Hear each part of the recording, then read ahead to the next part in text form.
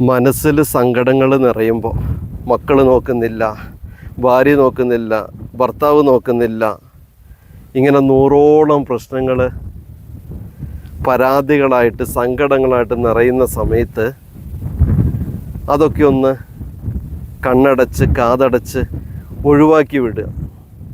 എന്നിട്ട് ഈ പ്രകൃതിയിലേക്ക് ഇങ്ങനെ ഇറങ്ങുക. കിട്ടാത്ത സ്നേഹമൊക്കെ ഈ പ്രകൃതി നമുക്ക് തരും. കിട്ടാത്ത തലോടലൊക്കെ ഈ മന്ദമാരുതൻ നമ്മളെ തൊട്ട് തലോടി പുൽകി കടന്നു പോകും. അതൊക്കെ വലിയൊരു ഫീലാണ്. പറ്റുമെങ്കിൽ മനുഷ്യനിൽ നിന്ന് ഇത്തരം സ്നേഹങ്ങളും സ്നേഹപ്രകടനങ്ങളൊന്നും അധികം പ്രതീക്ഷിക്കാതിരിക്കുന്നതാണ് നല്ലത്.